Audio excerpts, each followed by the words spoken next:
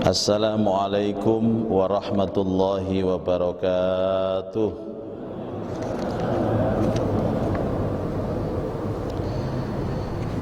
Bismillahirrahmanirrahim. Alhamdulillahi rabbil alamin. Wassalatu wassalamu ala asyrafil mursalin Sayyidina Muhammadi wa ala alihi wa sahbihi ajma'in. Asyhadu an la ilaha illallah wa asyhadu anna Muhammadan abduhu wa rasuluh. Allahumma salli ala Sayyidina Muhammad wa ala alihi wa ashabihi ajma'in. Amma ba'd. Ma'asyiral muslimin wal muslimat, jamaah subuh Masjid Al-Ittihad rahimakumullah. Alhamdulillah, pagi ini kita semuanya hadir di masjid yang kita cintai untuk melaksanakan sholat subuh berjamaah. Sholat yang paling banyak pahalanya, tapi juga paling berat melaksanakannya. Tapi alhamdulillah kita bisa selesai. Mudah-mudahan semuanya diterima oleh Allah. Yang hadir semoga semuanya diberikan sehat lahir batin, dimudahkan semua urusan, dikabulkan semua hajat, tambah umur, tambah istiqomah. Mudah-mudahan nanti kembali kepada Allah membawa husnul khatimah. Al-Fatihah. A'udzubillahi minasyaitonir rajim. Bismillahirrahmanirrahim. Alhamdulillah rabbil alamin. Ar-Rahmanir-Rahim. Maliki yaumiddin. Iyyaka na'budu wa iyyaka nasta'in. Ihdinas siratal mustaqim, siratal ladzina an'amta 'alaihim ghairil maghdubi 'alaihim waladdallin. Amin. Kita akan melanjutkan tafsir Al-Qur'an surah yang kedua, surah Al-Baqarah ayat 31 sampai 32 insyaallah. Ingkang beto Quran monggo dipun buka. Sing apal nggih mboten napa-napa, mboten usah dibuka. Sing beto HP nggih dibuka HP-ne. Kula rumiyin mangkin Bapak Ibu menirukan nggih. A'udzu billahi minasy syaithanir rajim. Monggo. A'udzu billahi minasy syaithanir rajim. Bismillahirrahmanirrahim. Bismillahirrahmanirrahim. Ayat 31 sekarang. Wa 'allama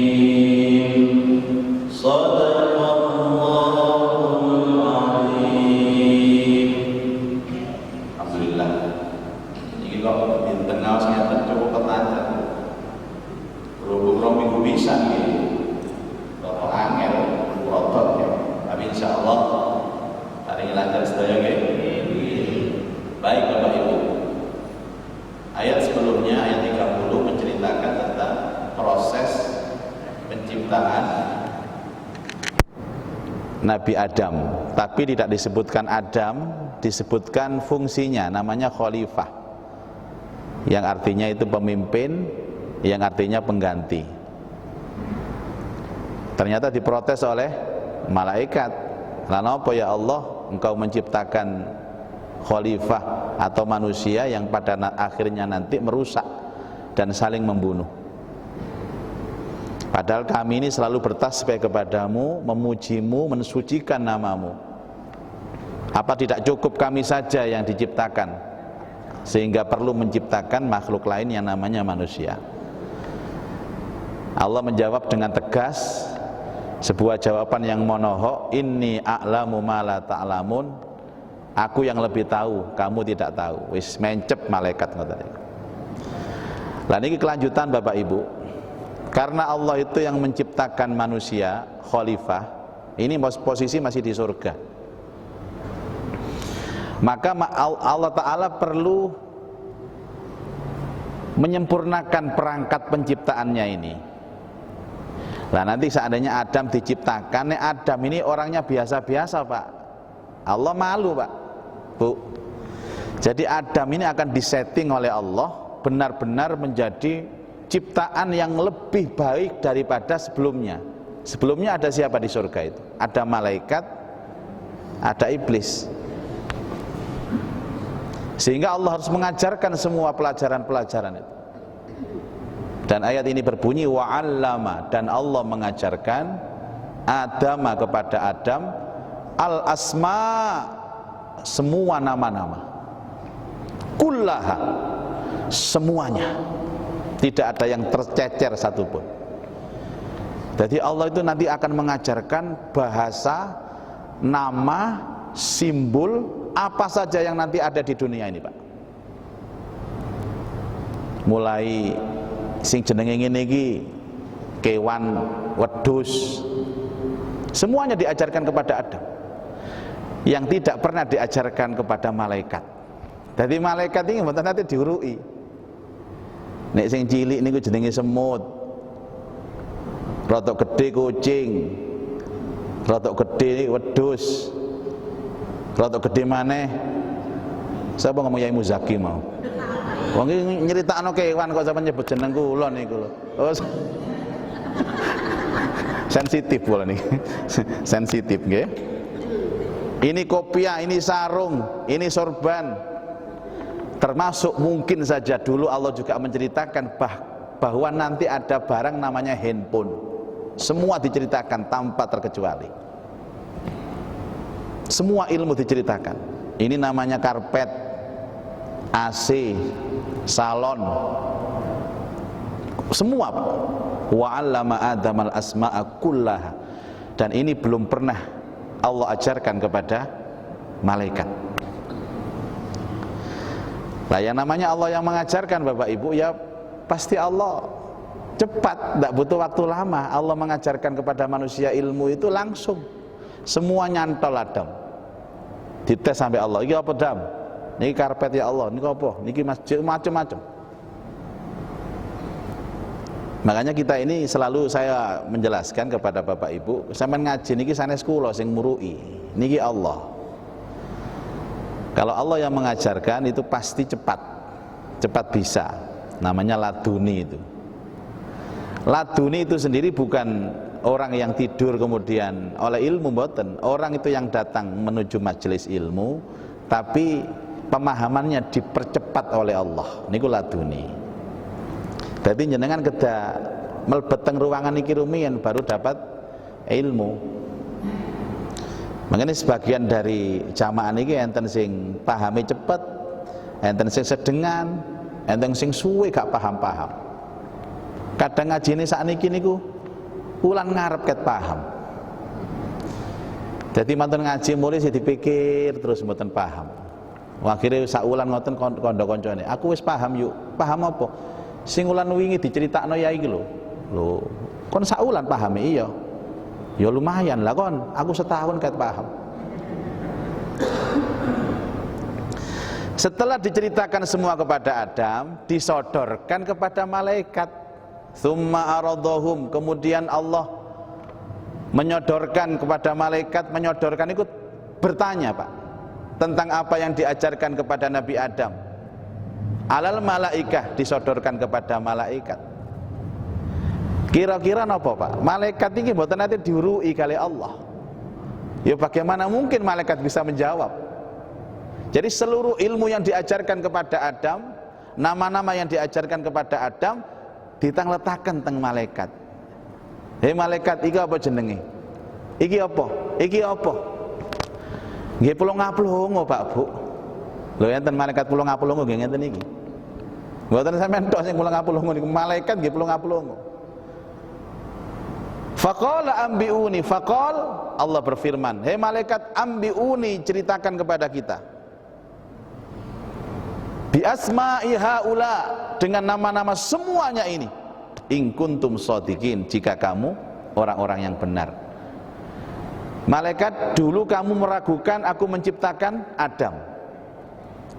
Katanya kamu lebih hebat dari Adam, ngoten maksudnya. Jadi Allah itu ingin membuktikan kepada malaikat kalau ciptaan yang baru ini jauh lebih baik dari malaikat.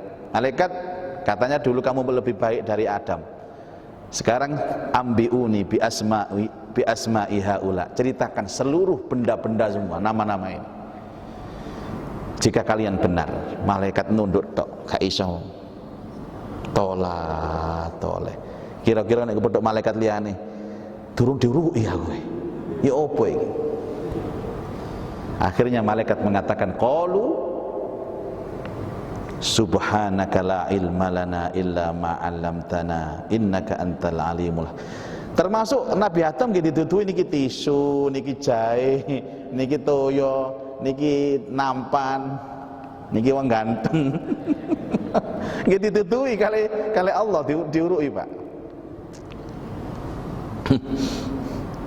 Sik kula sebelum melanjutkan iki kula tanglet teng jenengan nggih. Tanglet teng jenengan. Mangkila Adam niku setelah penghuni surga terus kan bakal diturunkan Allah ke bumi nggih Bu nggih.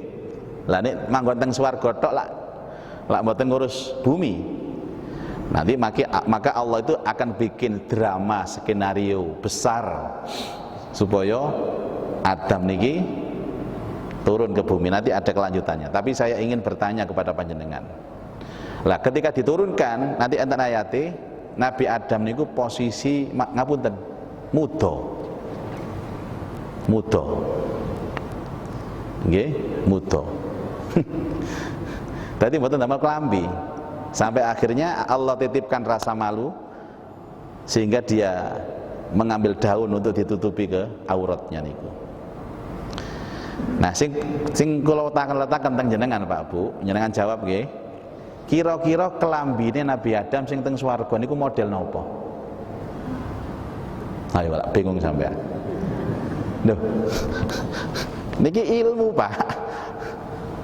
Nabi Adam sak derenge teng bumi kan teng swarga. Pertanyaan kula, waktu teng swarga niku Nabi Adam ndamel kelambi model napa? Napa nggih sarungan kados bapak-bapak ngeten niki? Napa nggih jubahan kados tiyang Arab? Ngopo triningan kados tiyang jogging olahraga? Nun?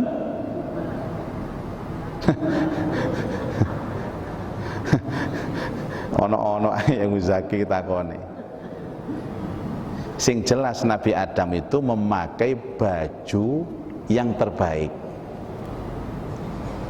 yang dikenakan oleh orang akhir zaman nanti, Bapak Ibu. Niki model baju niki lak berubah terus ta nggih. Celana mawon berubah-berubah, Pak. Rumiyin niku enten celana sing paling apik. Kira-kira tahun 70-an. Ni sore niku komprang. Jenenge celana Arofik. Arofik. Menangi nggih? Wis tuwek-tuwek. Kula mboten menangi, sing menangi niku bapak kula, Pak De kula. Tapi kemudian bergeser. Saniki enten celana biasa. Kira-kira saniki enten tiyang ndamel celana Arofik niku gaya napa diguyu wong? Ngeten maksud kula Pak Bu. Enten hadis ngeten. Siapa orang yang membangun masjid, maka Allah akan membangun rumah istana indah di surga. Nanti pirang nggih? Jenengan bangun masjid, nyumbang masjid niku sami dibangunkan Allah rumah indah di surga. Sing dadi pertanyaan kula, kira-kira model omah niku ya napa? Napa melok model omah zaman biyen? Napa melok model zaman sakniki? Napa melok model omah tiang akhir zaman?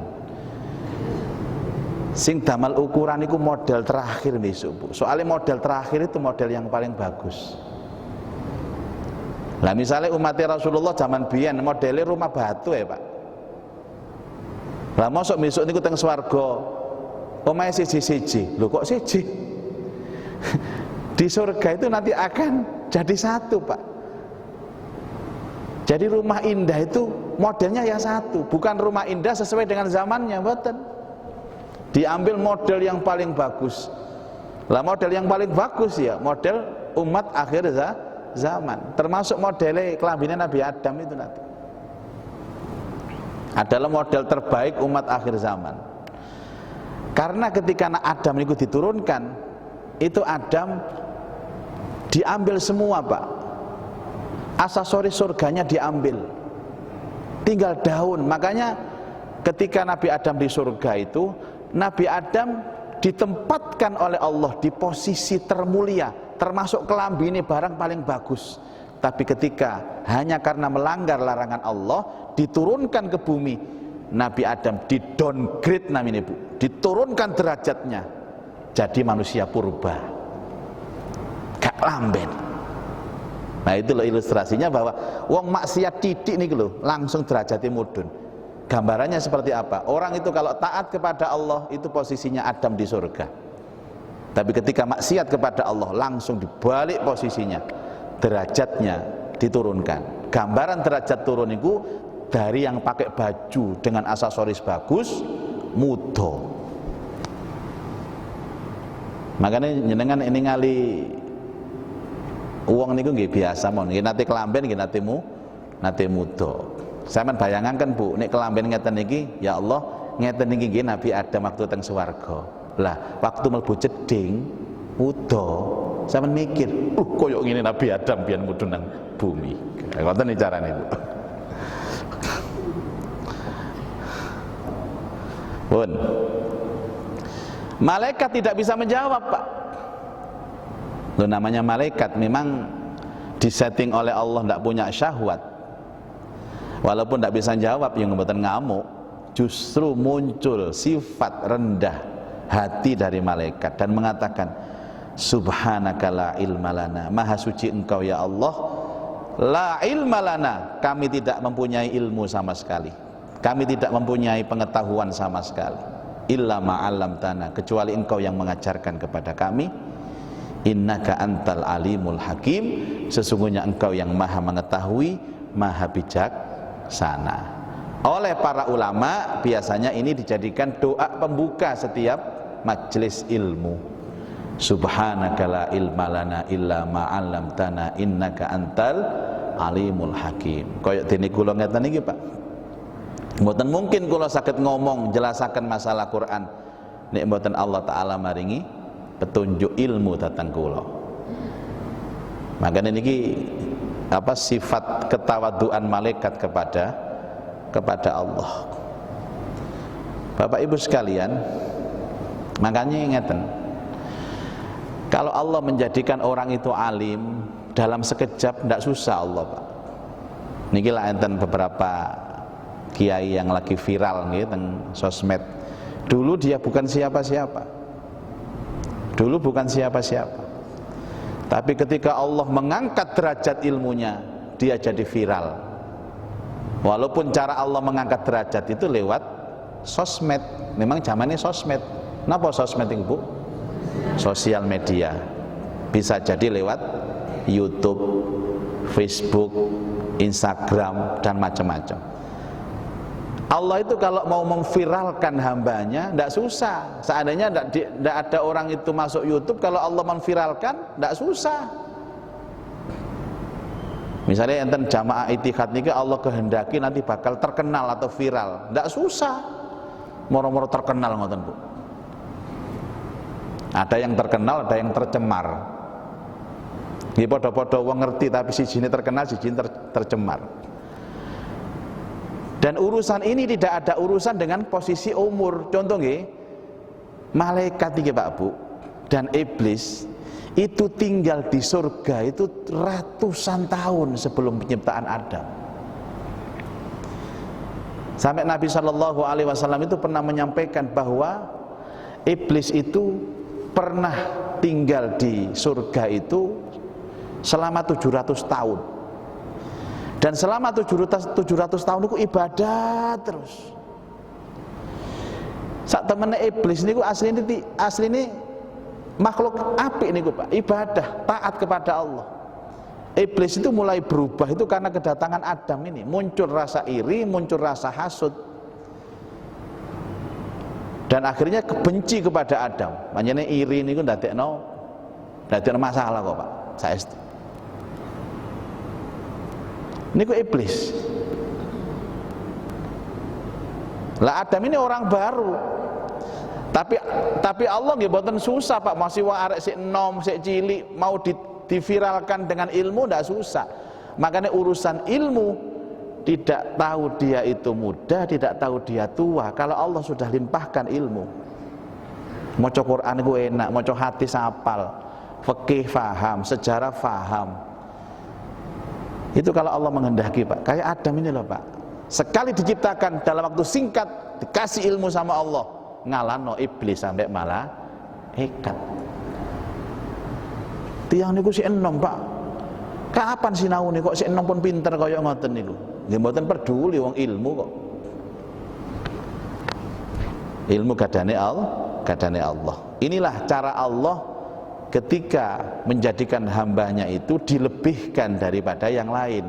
Walane Allah Ta'ala nanti dawuh teng Quran, walaqad faddalna bani Adam, walaqad karramna bani Adam, wa hamalnahum fil barri wal bahri, wa razaqnahum minat thayyibat, wa faddalnahum ala katsirin mimman khalaqna tafdila. Jenengan talaah niki ayat niki, walaqad karramna bani Adam, sungguh kami akan muliakan anak-anak Adam. Panjenengan sedaya niki termasuk anak Adam napa mboten? Nggih, saestu nggih. Niki turunane Nabi Adam sedaya. Pun. Wa hamalnahum fil barri wal bahr, dan kami berikan mereka kuasa untuk mengurus daratan dan lautan. Jadi daratan ini sing ngurus anak Adam, lautan ini sing ngurus anak Adam. Wa razaqnahum minat thayyibat, dan kami berikan mereka rizki dari yang baik-baik semua. Mulanya yang bisa berubah itu siapa? Hanya manusia. Bapak Ibu nate alit nggih, rumiyin nggih. Rumiyin nek waktu alit, waktu kita kecil, nek ningali kurbanan niku Idul Adha niku wedhus niku kalih sakniki modele sami napa mboten? Sami nggih, nggih mboten kelamben nggih. Tapi menungso beda, Pak. Selalu ada inovasi, selalu berubah, selalu kreatif. Sudah dinas oleh Allah. Wa faddalnahum ala katsir mimman khalaqna tafdila, dan kami lebihkan manusia itu, kami unggulkan manusia dari kebanyakan makhluk-makhluk yang lain dengan tafdila, berbagai macam keunggulan, berbagai macam karunia. Makanya sepindah malih yang bisa berubah makhluk Allah satu-satunya hanya manusia. Niki lho Pak Bu, handphone niki lho, ya Allah. Kula niki pertama kali nggak ada handphone niku tahun 97, Pak. Insya Allah yang mriki dereng ngerti sing nggak ada 97 niku. Kula niki awal pertama kali juara tafsir niku nggih asal hadiah handphone, tapi jadul, Pak. Nek muni ngagetno wong. Ngoten niku. 97 pun nggak ada handphone, Pak. Dan nomor saya mulai 97 sampai sekarang itu tidak pernah berubah. Sing biasa jenengan WA niku ndak pernah berubah. Niku menunjukkan kula niki tiyang sae, Bapak Ibu. Nek wong gak apik mesti berubah. Tiyang niku nek maling, Pak, esuk ambek bengi niku siji nomere. Makane kula niki tiyang sae. Ngelem awake dhewe. Tiyang jujur nggih, nomere pancet. Dan tidak pernah mau ada nomor 2. Misalnya kalau nggak ada nomor kali, berarti nggak ada nomor kalau setunggal, nggih telepon damel niki, WA damel niki, ngoten niku. Ada handphone kula niki mboten kula paringi password. Jadi bojo kula buka nggih monggo, anak kula buka nggih monggo, sampean buka nggih monggo. Tapi nek sampean bayar nek buka niki. Hati-hati nek kei password iku ana sing disembunyikan niku. Jangan ada dusta di antara kita. Nek kula iling-iling, Pak, dari perubahan handphone niku kula pun gadah nek mboten salah 12 handphone dari pertama kali punya handphone, dan semuanya alhamdulillah, Bu, Pak, dikei wong kabeh. Dikei wong kok bangga ya. Dan sekarang ini kenapa saya ndak ganti handphone? Karena belum ada yang sama Amerika nggih kula gantos, Pak niki, Pak, otomatis. Sama tinggal model. Dari yang pertama itu hanya bisa telepon-teleponan. Berkembang lagi bisa SMS-an. Berkembang lagi telepon dengan WA. Berkembang lagi telepon itu bisa lihat orangnya. Masya Allah, ya Allah. Lo saat ini gini kalau Pak. Lo saat ini gini tiang niku dodolan mboten butuh warung, gitu? Online niku. Tumbas sekul mboten usah tenggene pasar. Dugi mriki saged kula wingi order niku Masya Allah, Pak. Sego pecel saged tumbas niki. Sego pecel niki lho saged dugi handphone. Wadek keliru ngetik kula. Kula tumbas setunggal. Kula tulis niku 11. Cek larange pecel tibake 11 bungkus. Keliru metek sijine kali kula. Akhirnya kula tum-tumaken tiyang. Loh yang bisa ini siapa? Manusia. Dan manusia itu adalah Adam. Makanya wa 'allama Adamal asma'a kullah, itu maknanya apa? Berarti Allah dari awal itu telah men-setting manusia itu selalu bisa berinovasi, selalu bisa berubah, kreatif, terus berkembang. Satu-satunya hanya manusia. Malaikat tidak diberikan kesempatan untuk itu. Loh, terutama ada di kota besar. Dan perubahan itu Bapak Ibu dimulai dari mana? Satu, persaingan. Makanya ada wedhus saingan mboten enten. Yang ada manusia. Tapi barokahnya persaingan itu justru manusia bergerak cepat untuk berinovasi. Satu, dua apa? Beda pendapat. Akal manusia itu oleh Allah selalu disetting untuk beda pendapat. Kula niki pertama kali, Pak, medal nugi pondok kali guru kula yai kula niki dipeseni, Muzaki, kalau kamu terjun ke masyarakat, satu titipan saya, napa yai? Siapkan hatimu untuk beda pendapat. Maksudnya siap menerima perbedaan pendapat di masyarakat. Ojo memaksakan kehendak pendapatmu kepingin dirungokno. Dengarkan pendapat orang lain. Lho napa yai? Karena beda pendapat itulah pintunya berubah menjadi baik.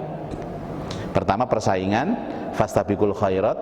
Kalau bingung ngapal Al-Qur'an niku Bapak Ibu, tanggal teng kanca kula niku. Oleh pirang juz kan? Aku 4, tak balap. Tiang niku ndak ada kompetitor, Pak. Ndak semangat. Ndak ada teman debat, ndak semangat. Ndak ada beda pendapat, ndak semangat. Makanya suami istri itu yang setiap hari berdebat, bertengkar niku biasanya anaknya nrecel. Sering geger niku anaknya nrecel, Pak. Kayak kula ngeten iki. Tapi nek sing lanang meneng ae. Sing wedok meneng ae. Ya apa Bu pendapatmu? Wis apa jare bapak? Jare sing wedok. Ya apa Pak pendapatmu? Apa jare ibu? Biasanya anake situ, anake loro ngono ae. Tapi sing tukaran bengkerengan ae niku anake kathah, Pak. 9, 7 ngoten niku. Jadi efek daripada Allah mengajarkan nama-nama kepada Adam itu sampai sekarang. Makanya jangan salah. Pengajian rumiyin Bapak Ibu panjenengan saged mirsani teng masjid. Sakniki teng pundi-pundi saged wong mlebu YouTube nih. Pengajian kita ini masuk YouTube dan YouTube itu bisa diakses seluruh dunia. Ada satu jamaah yang ada di luar negeri sering menyaksikan YouTube ini. Sering WA kula. Terima kasih Pak Ustadz atas nasihatnya. Loh kan kurung itu kondi, itu ada Masjid Ittihad itu mengadakan pengajian yang di langsung lewat YouTube itu ada Pak Ustaz. Lho kan kurung ana ndi, kula niki teng Kanada. Sumrap Kanada jenengan. Niki lho wah. Niku teng ngidul, nggih teng Juandan numpak motor muluk. Terima kasih Pak Ustaz, saya selalu menerima nasihat ya. Ayat 31 dan 32. Saya akan melanjutkan dengan pertanyaan ibu bapak sekalian karena agak banyak, ini ada 8 pertanyaan dan pertanyaannya ini pertanyaan tingkat dewa semua. Antep-antep Pak niki Pak. Kula waos nggih, bismillahirrahmanirrahim. Itu lewat jalan mana Pak Kiai? Mbok.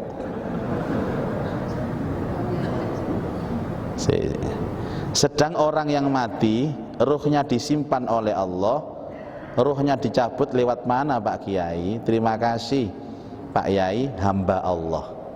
Ini coba ditulis jenenge tak uber sampean. Jangan pertanyaan. Baik, tapi saya coba untuk menjawab berdasarkan nas, berdasarkan ayat dan riwayat. Beliau ini betul Pak. Jadi pertama pertanyaan ini berdasarkan ayat yang sering saya bacakan itu surat Az-Zumar. Surat Az-Zumar itu surat 49 insyaallah. 39 ya, 39. Ayatnya 42. Ini dasar pertanyaan. Saya baca Bu ya. A'udzubillahi minasyaitonirrajim. Allahu yatawaffal anfusa hina mautiha wallati lam tamut fi manamiha fayumsiku allati qada 'alaiha al-mauta wa yursilul ukhra ila ajalin musamma. Inna fi dzalika laayatin liqaumin yatafakkarun. Paling tidak yang tanya ini tahu ayat ini atau pas pengajian mendengarkan betul. Artinya apa? Allahu yatawaffal anfusa. Allah mewafatkan jiwa khina mautiha, ketika matinya. Jadi Allah yang mematikan. Wallati lam tamut fi manamiha, dan yang tidak mati di dalam tidurnya. Fayumsikul ladzi qada 'alaihal mauta, ketika orang itu mati dicabut rohnya, fayumsik ditahan sama Allah. Wa yursilul ukhra, tapi orang yang tidur dikembalikan. Wa yursilul ukhra ila ajalin musamma, sampai batas waktu yang ditentukan. Inna fi dzalika laayatin liqaumin yatafakkarun, sesungguhnya demikian itu tanda kebesaran Allah untuk orang yang berpikir. Berarti sing takon iki mikir. Ngeten Bapak Ibu. Bapak Ibu juga buka nanti di surat 17 ayat 85. 17 niku surat Al-Isra ayat 85. Nabi juga pernah ditanya tentang ini, Pak. Wa yas'alunaka 'anir ruh. Mereka sahabat-sahabat itu bertanya kepadamu Muhammad tentang ruh. Jawablah, kulir ruhu min amri rabbi. Ruh itu urusan Tuhanku. Nabi loh Pak. Wa ma utitum minal ilmi illa qalila, dan kalian tidak diberikan pengetahuan tentang ruh itu illa qalila, kecuali sedikit. Niku Nabi loh Pak, ditakoni masalah ruh ngomong ruh itu urusannya Allah. Niku Nabi loh, Naumali Muzaki. Tapi kita bisa menganalisa pertanyaan tadi, bagaimana caranya Pak Yai ruh orang tidur itu dicabut sama ruh orang mati itu dicabut. Kalau takon Bapak Ibu sekalian, kira-kira niku wong mati kali wong turu menurut ayat ini sama, ruhnya dicabut. Sepakat nggih? Nah, pertanyaan kedua, apakah cara mencabut ruh ketika orang mati dan orang tidur itu sama?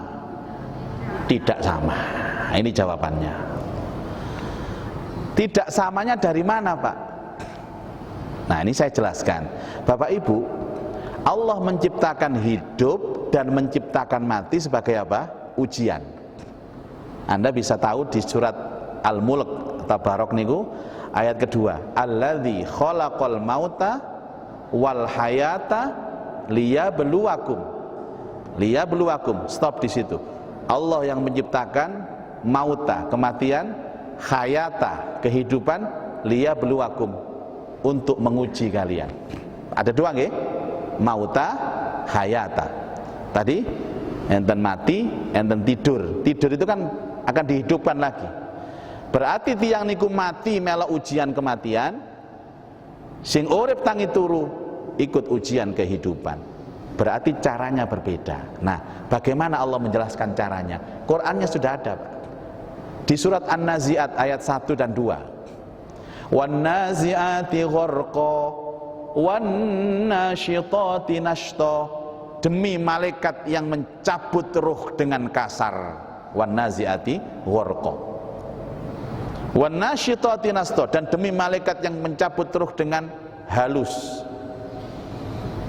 Nah, ayat teng ini surat An-Nazi'at 1 dan 2 niku berlaku ketika mencabut ruhnya orang mati. Jadi nek sing iman niku alus, Pak. Digambarkan dalam hadis Al-Barra itu, Masya Allah, ketika orang mukmin itu meninggal dunia, dia didatangi oleh dua malaikat, Pak. Satu malaikat maut, dua malaikat rahmah. Ya, dengan wujud yang sangat menyenangkan dipandang mata, dia duduk dan menyapa dengan sopan, Assalamualaikum, wahai ruh yang baik, keluarlah dari jasadmu dengan halus menuju ridho Allah, menuju nikmat Allah. Terus dicabut pelan-pelan. Digambarkan oleh Rasulullah dalam hadis itu seperti air yang mancur, Pak, halus ngoten niku. Kemudian ruhnya dibawa ke langit. Setiap langit pertama terbuka dan seluruh malaikat penjaga langit itu menyapa dia dengan sapaan-sapaan yang baik. Malaikat rahmat wau, Pak, beto minyak wangi, beto kain kafan untuk ngeramut orang-orang mukmin. Ini cerita singkatnya ngoten. Terus sampai langit ketujuh disapa oleh malaikat, ditunjukkan kenikmatan surga. Baru kemudian dikembalikan lagi untuk ditanya oleh mungkar nakir, marrabbuka wa man nabiyyuka, ngoten niku. Terus wan nazi'at, beda dengan orang-orang kafir yang didatangi dengan malaikat maut itu mencabutnya dengan cara kasar. Ya, mencabutnya dengan cara kasar. Kata Rasulullah seperti napa bulu domba yang kena air, kemasukan paku, kemasukan sesuatu, kayu. Niku lak narik iku muni krek ngoten, Pak. Dan dia baunya bau bangkai. Ketika diangkat ruhnya, setiap langit itu menolak karena baunya busuk. Dan ditampakkan bagaimana gambaran neraka. Itu ketika dicabut ruhnya orang yang mati. Lah bagaimana orang yang dicabut ruhnya, orang yang tidur, yang nanti akan dihidupkan oleh Allah? Bukan malaikat maut yang datang, tapi malaikat Mikail yang membagi rizki. Karena orang dihidupkan sama Allah itu kaitannya dengan rizkinya. Nah, kalau orang dicabut ketika mati, Pak, ini berlaku mukmin, berlaku kafir. Orang baik sama orang tidak baik. Tapi kalau orang tidur, yang datang malaikat Mikail bukan malaikat maut, ini berlaku umum. Tidak ada bentuk mukmin, tidak ada bentuk kafir. Sama, diperlakukannya sama. Ketika dicabut dalam keadaan tidur, wong mukmin ambek wong enggak mukmin sama. Beda dengan orang mati. Sama-sama dicabut ruhnya, proses pencabutannya berbeda, yang ngambil juga berbeda. Kalau orang tidur ditakdir mati sama Allah, yang datang mencabut nyawanya malaikat maut, Pak. Tapi kalau orang tidur kemudian dia bakal dibangkitkan lagi karena urusannya rizki, malaikat Mikail yang tampil di sana. Itu cara mencabutnya. Jadi sama-sama orang mati sama orang tidur dicabut ruhnya sama Allah lewat malaikat, tapi caranya dan yang mencabut itu yang berbeda. Selebihnya wallahu a'lam. Dadi enten Pak Bu, tiang kafir nggih mati dicabut. Nanti dikembalikan Allah ya normal, dia tidak merasakan sakit. Tiang turu niku lho Pak, dicabut rohnya nanti sampean turu sampai ngoten niku mati niku jenenge sakaratul maut. Makanya tidak ada ceritanya sakaratul tidur, tidak ada. Yang ada sakaratul maut. Karena malaikat mautnya datang kepada mereka yang dicabut saat mereka mati. Tidur mboten. Tapi Bapak Ibu, tolong dipersiapkan tidurnya dengan baik. Ya, supaya kata Nabi SAW, orang yang berwudu kemudian baca doa, baca Al-Ikhlas, baca Al-Falaq, baca An-Nas, ditiupkan ke seluruh tubuhnya, okay? Dan dia itu miring dengan bersandar di lempeng yang kanan. Apa kata Rasulullah? Kalau dia mati pada malamnya, mutta alal fitrah, kamu mati dalam keadaan fitrah. Tapi kalau kamu bangun di pagi harinya, maka Allah akan menambah imanmu. Hanya karena proses menjelang tidur itu kita lakukan, niku berpengaruh Bapak Ibu. Berpengaruh. Kalau dia mati nanti dikasih sekarat sama Allah caranya. Tapi kalau diambil ruhnya ketika tidur, Allah tidak memberikan sekarat. Karena sekarat itu pekerjaan malakul maut. Kalau orang bangun dari tidur itu pekerjaan malaikat pembagi rizki. Insya Allah dari sini mudah-mudahan gambaran itu sudah bisa difahami. Lebih jauh memang Allah Ta'ala sendiri yang meyakinkan kepada kita bahwa ruh ini yang tahu hanya Allah. Mudah-mudahan bisa sedikit mencerahkan. Kula nggih dereng nate mati tadi mboten semerap nyritakaken sing detail ngoten. Mangke nek mati kula critani sampean nggih. Kula parani teng omah sampean. Wallahu a'lam. Nomor 2, mohon dijelaskan sekaligus dicontohkan cara tumak nina yang benar dalam gerakan sholat. Misal pada waktu rukuk, apakah maksudnya tumak nina itu diam tenang sejenak sebelum membaca doa rukuk, ataukah waktu membaca doa rukuk subhana rabbiyal azim wa bihamdi yang disebut tumak nina? Bapak Ibu kalau tanglet penjenengan, ini lepas daripada perbedaan pandangan ulama, saya telah memilih, dari dulu sudah memilih mana pandangan ulama yang paling bagus menerjemahkan tumak nina. Sebenarnya doa, setiap doa, terutama doa rukuk kali sujud, tumak nina ini kan sepakat Pak, tumak nina ini rukun sholat. Tumak nina itu artinya anteng, dan itu bagian dari rukun sholat. Nyenengan rukuk niku macam apa? Subhana rabbiyal azimi wa bihamdi. Ping pinten Bu? Ping 3. Padahal Rasulullah itu hanya minta 1 kali. Padahal Rasulullah hanya minta 1 kali. Subhana rabbiyal azimi wa bihamdi. Sami Allah boleh sah. Bahkan mboten pakai wa bihamdi boleh. Subhanallahi subhanallah Rabbi subhana rabbiyal azimi, subhana rabbiyal azim boleh. Bahkan ada yang ngomong subhanallah juga boleh. Tapi kenapa kok ulama justru menganjurkan 3? Karena ukuran tumaknina itu baca 3 kali, Bu. Ngoten lho.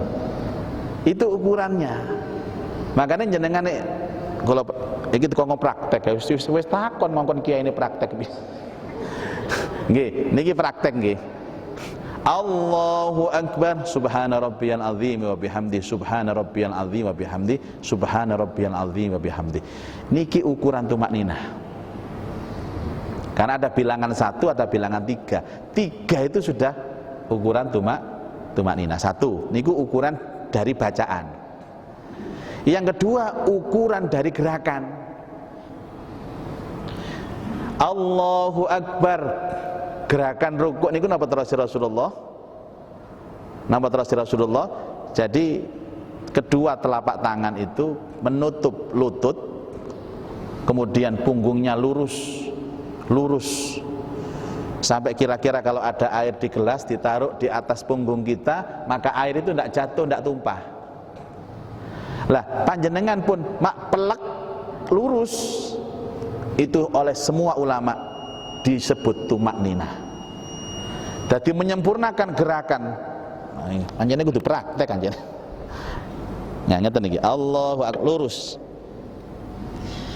Plek. Ini sudah tumakninah. Kan enten tiyang modele tiyang niku sehat sajane mboten sakit, Pak. Tapi durung lurus, lep langsung ngadeg maneh. Enten napa mboten? Mboten mriki teng mriko daerah Waru sing mriko. Daerah Waru wilayah Amerika mriko. Jadi kesempurnaan itu plek, nah, atau dengan doa, dengan bacaan. Jadi tumaknuna itu bisa dengan gerakan, bisa dengan bacaan.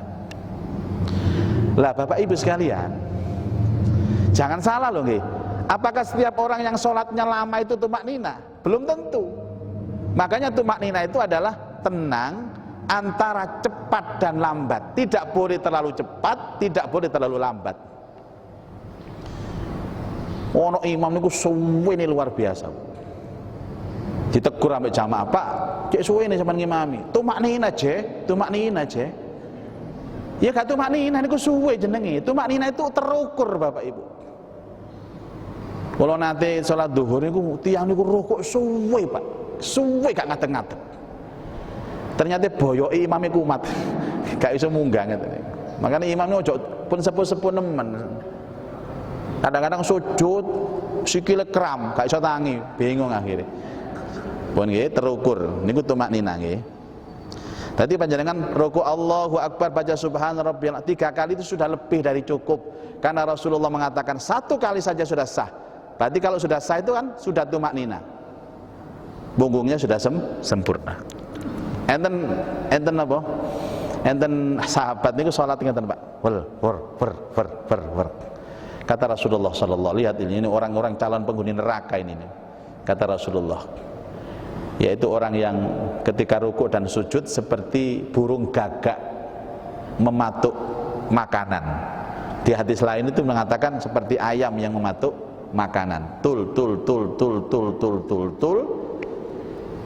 Akhirnya takoni kok cepet yuk, wis hafal dongane. Jadi santai, jangan terlalu lambat Bapak Ibu. Nek kesuwen niku mboten nilok nggih. Apalagi jamaah.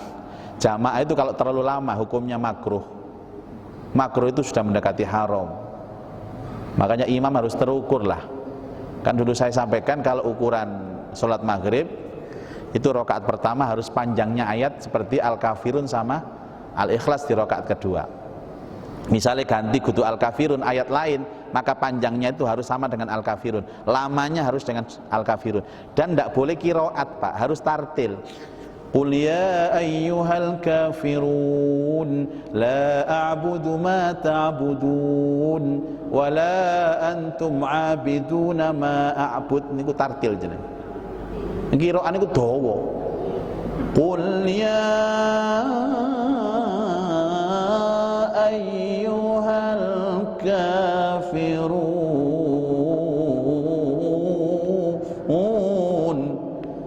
KMT kita ya apa? Makanya nggak boleh Bapak Ibu, harus terukur. Terus kalau Isya itu ukurannya wasyamsi dan walaili, lebih panjang sedikit saja.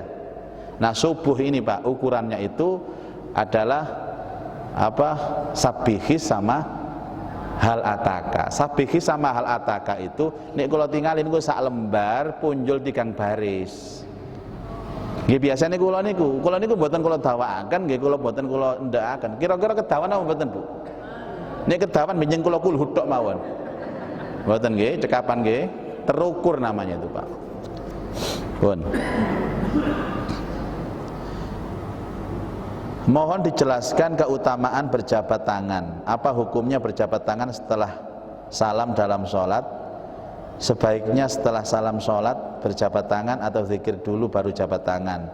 Bagaimana sikap kita bila dalam jamaah sholat ada yang tidak mau berjabat tangan setelah sholat?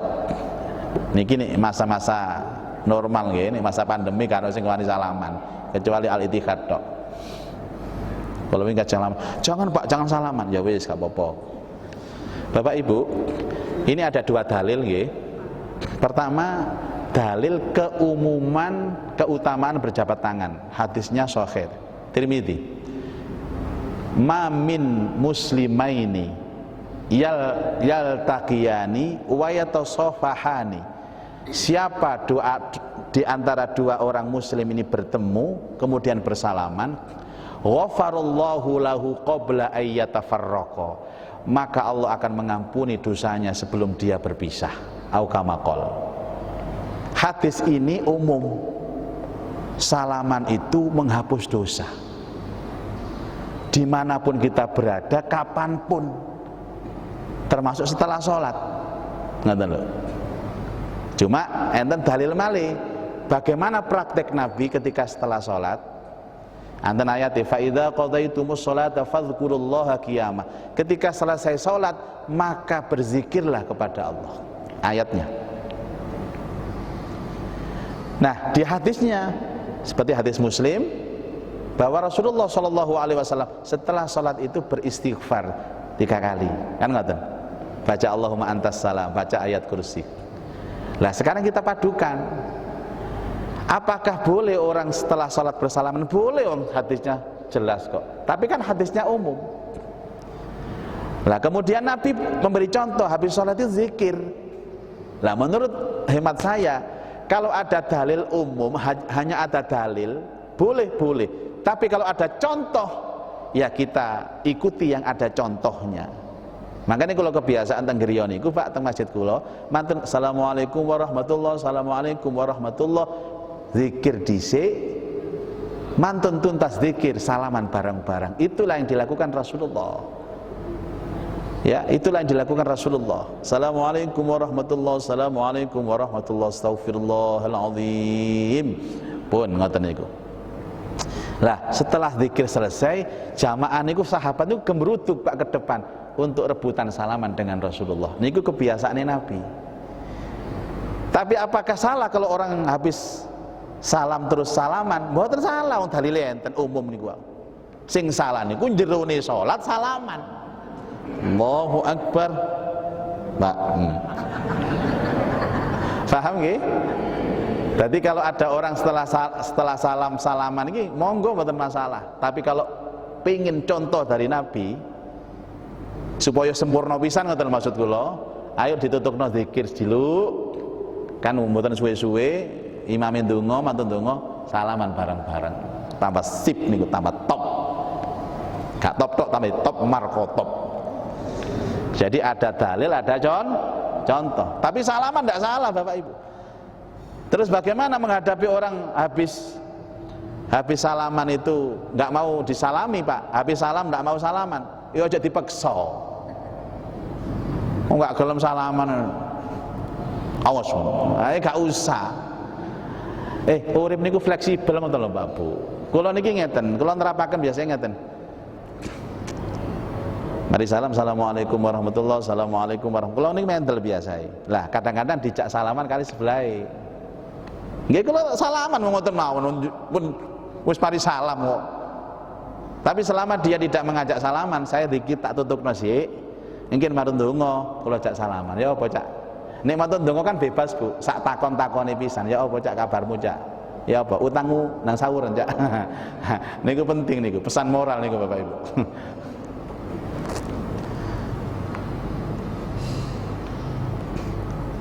Yang salah itu yang mengolok-ngolok Bapak Ibu. Kadang-kadang gak gelem salaman ngilokno. Nate niku Pak. Sampai geger. Liyane wiritan dek geger. Salaman. Enggak boleh salaman setelah sholat itu, enggak boleh. Lu mau salaman tok gak oleh, Cak? Gak oleh. Oh, geger. Yang enggak boleh itu salaman di dalam sholat. Nek kalian ngatik sik lumayan Bu, Allahu Akbar salaman. Nek sujud salaman, Allah ya apa Cak? Kadang-kadang perkara ngeten digedhek-gedhekno mek wong-wong niku. Jadi orang bijak Bapak Ibu, orang arif itu tandanya satu. Urusan furu', urusan cabang itu biasa-biasa sajalah, tidak dibesar-besarkan. Pun dalam menjalankan sholat, apakah sebaiknya kita mengikuti madhab? Ada yang menyampaikan bahwa kita mengikuti Quran dan Sunnah, tidak mengikuti madhab. Mohon penjelasannya. Bapak Ibu, madhab itu kan untuk memudahkan. Nggih, semua itu Quran dan hadis. Shollu kama ra'aitumuni usolli. Ngeten lho Pak. Jenengan ngertos salate Rasulullah lagi pundi? Ndugi hadis toh? Nggih. Salatlah seperti kami. Tapi jenengan mboten sumerap hadis nih gak ana ustate kiai ini jelasaken. Lah kiai ini jenenge mazhab ngoten lho Pak. Jalan untuk memudahkan praktek. Nek kula nggih wajib pakai mazhab Pak. Oh enggak ketemu Nabi lah, siapa sih jelasno? Makanya ada madhab Syafi'i. Syafi'i itu kalau subuh kunutnya wajib. Kalau Hanafi tidak wajib. Ya, yang wajib kalau kunut nazilah semuanya sunnah. Itu kan ada prakteknya sendiri-sendiri. Terus duduknya itu nanti apa namanya? Tawarruknya bagaimana? Terus Pak napa tahiyate ngeten iki semuanya pakai madhab. Jadi betul kita itu mengikuti Quran dan Sunnah, tapi tidak mungkin sampai kepada kita secara baik tanpa penjelasan dari imam-imam madhab itu. Nggih sami kalian ngeten sederhananya, kula njelasaken teng jenengan.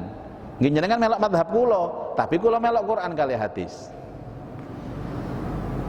Kita harus kembali kepada Quran dan hadis. Ya saya tidak kembali Pak, wong saya tidak pernah keluar kok. Zaman saya ado. Makanya balik, lalu gak tahu metu, gak tahu atuh. Ya, wong-wong kok meniku. Ya Allah. Terus. Jadi maaf Bapak, jangan dibesar-besarkan madhabnya lah. Saya mengikuti Imam Syafi'i, tapi enggak. Saya sholat ini menurut tidak. Ya sholat saja. Apalagi menjenengan umroh nggih. Niku ningali madhab niku macem-macem Pak. Mulai takbir ae macam-macam. Allahu Akbar ngeten. Sing duka Allahu Akbar dodo. Allahu ana lempeng. Allahu Akbar kadang ngeten tok. Loh kok beda-beda Pak? Iya karena waktu itu sahabat melihat Nabi seperti itu. Tapi tidak bertanya kepada Nabi, kenapa Nabi itu kok enggak sampai apa namanya? Kok enggak pakai apa? Sedekap. Mungkin saja Nabi itu tangannya sakit sehingga langsung diluruskan sama Nabi. Tapi sahabat nggak bertanya kenapa kok tidak sedekap Nabi, hanya melihat, dan melihat itu diajarkan ke muridnya tanpa bertanya. Jadilah perbedaan-perbedaan tapi tidak prinsip. Yang prinsip ini nek enten tiyang mriki salat subuh 3 rakaat niku gak oleh ditiru. Melok madhab Imam sapa iku? Imam Samudra.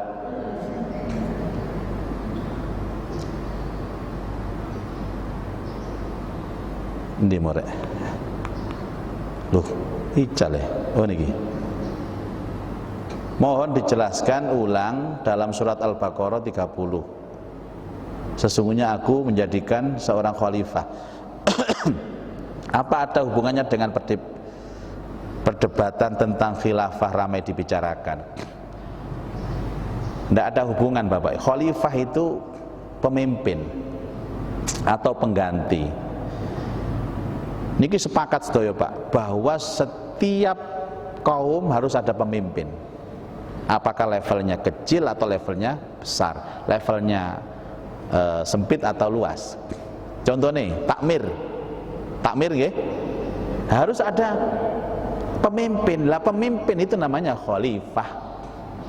Termasuk bapak-bapak niki, mimpin anak bojo, khalifah. Kemudian level lebih tinggi lagi, ada organisasi, harus ada pemimpin, Pak. Mengangkat khalifah atau pemimpin itu hukumnya wajib. Itu disebut khalifah. Ini masih sifatnya umum. Tapi kata-kata khalifah itu ada dalam Quran Al-Baqarah 30. Khalifah niku orangnya, khilafah itu pekerjaannya. Jadi ini kalau sanjang temannya, khalifah itu memang Allah yang bikin, Bapak Ibu. Nah, yang terjadi sekarang ini adalah perbedaan pendapat tentang sistem khalifah terkait dengan negara. Nah, niki lah asale khalifah niki nggih enten niki 30. Terkait dengan negara. Lah, enten kata-kata khilafah ala manhajin nubuwah. Khilafah itu adalah pemimpin yang bisa menerapkan syariat Islam. Khilafah. Lah, menurut kula Indonesia ini karena pakai Pancasila, dan Pancasila ini kula telaah teng Quran enten sedaya, maka NKRI ini menurut saya sudah menggunakan sistem khilafah. Hanya namanya saja bukan khilafah. Ngoten lho, Pak. Dua. Yang ketiga, dalam pemahaman manhajin nubuwah, nanti semua ini akan jadi satu pemimpin, Bapak Ibu. Di akhir zaman nanti. Satu khalifah saja. Tapi itu akan datang, karena itu janji Allah pasti akan datang. Kapan? Wallahu a'lam. Bagaimana prosesnya? Prosesnya biar alami saja, tidak usah dipaksakan. Ini sudah ada yang mengikrarkan khalifah loh, Pak. ISIS itu. ISIS, Abu Bakar al-Baghdadi itu memproklamirkan saya adalah khalifah. Ya karepmu wong kana sing melok ayo. Tapi khalifah, khilafah itu ada dalam Quran Al-Baqarah ayat 30. Tetap itu konsep Al-Quran. Wallahu a'lam. Nek menurut kula Indonesia ini kepon aman, Pak. Pancasila itu kan menyamarkan, itu kan ayatnya semua ketuhanan yang Maha Esa. Napa ayate? Qul huwallahu ahad. Yang adil. Antahkumu bil adl, ada ayatnya. Persatuan Indonesia, wa'tasimu bihablillahi jami'an wala tafarraqu. Terus permusyawaratan perwakilan itu fasyawirhum fil amr. Lengkap Indonesia itu. Jadi tidak usah dirubah.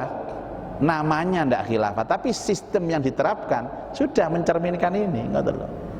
Wah, aman Pak Indonesia niku. Ibu-ibu nggih belanja aman, nggih, mlaku-mlaku aman. Dahar teng warung nggih aman.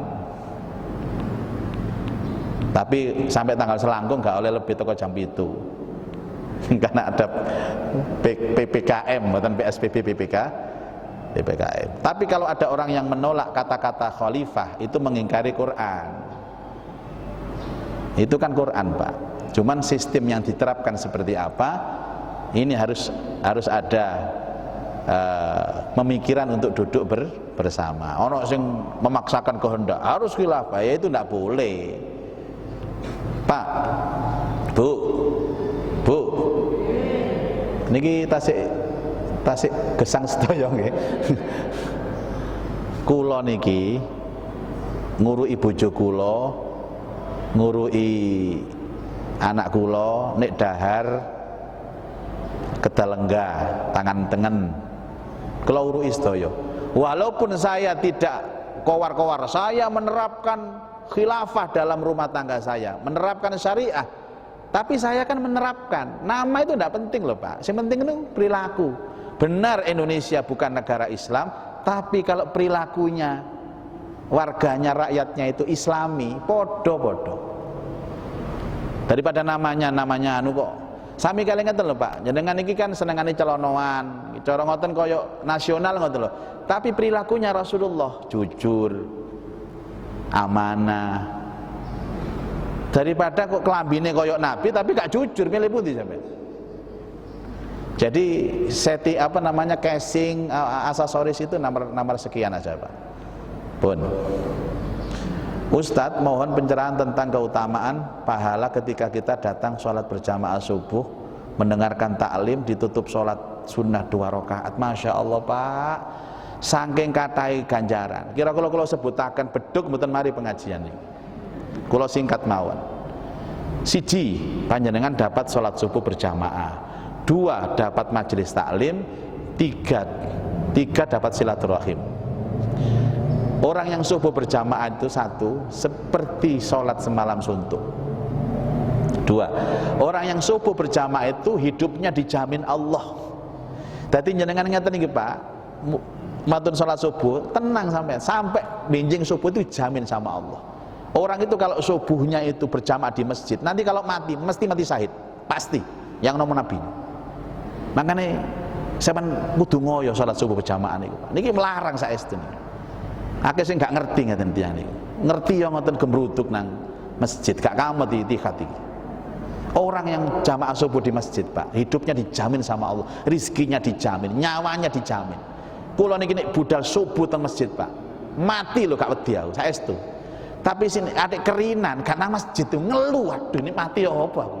Katanya baline maneh wis gak iso kadung 6:30. Mosok 6:30 jamaah nang masjid. Jamaah duha ini. 1.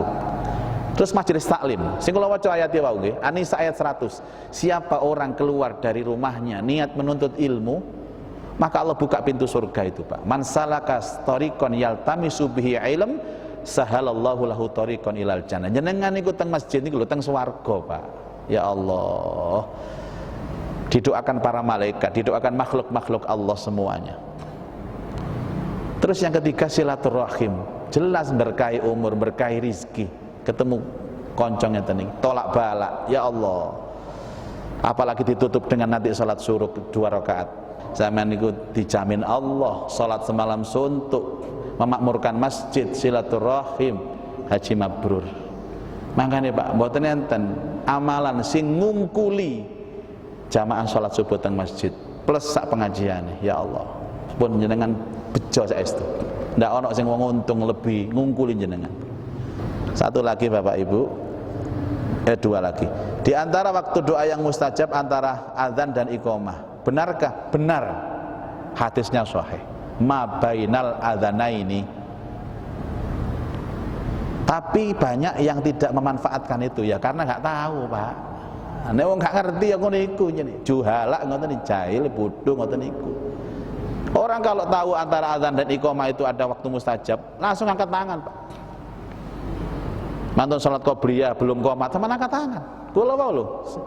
Masih mepet qomat tapi kalau masih Rabbana taqabbal minna, Rabbana atina tok niku mustajab. Manfaatkan antara azan dan qomat niku. Bener sing takon iki bener. Endi wonge? Nang pojokan ngomongin. Aku bener tiba. GR sampai. Terakhir, apakah piutang pinjam uang sesama suami istri itu hukumnya wajib membayar? Ya wajib. Kalau akadnya utang. Utang itu tidak peduli suami istri, anak bapak, dulur, tidak peduli. Kalau akadnya utang wajib bayar. Tapi kalau akadnya memberi hadiah jangan ditagih. Kan ada suami itu Ismail belonjo ya belonjo ya jangan kadang-kadang sing lanang mau wedit Pak. Ma iki anu ya.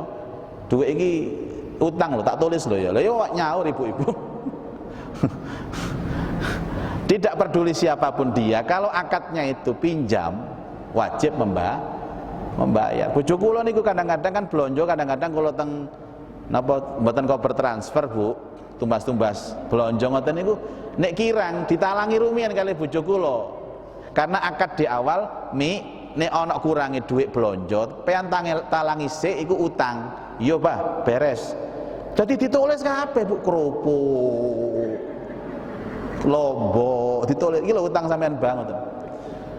Kadang-kadang gak nagih tulo. Nagih niku kate riyo, Bu. Nggih numpuk.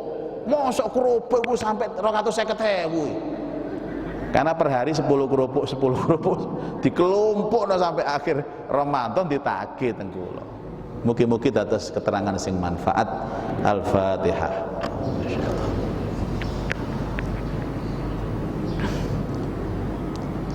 A'udzu billahi minasyaitonir rajim. Bismillahirrahmanirrahim. Alhamdulillah rabbil alamin. Allahumma shalli ala sayidina Muhammad wa alihi wa sahbihi ajma'in. Allahumma anfa'na bima 'allamtana wa 'allimna ma yanfa'una wa zidna ilman nafi'ah.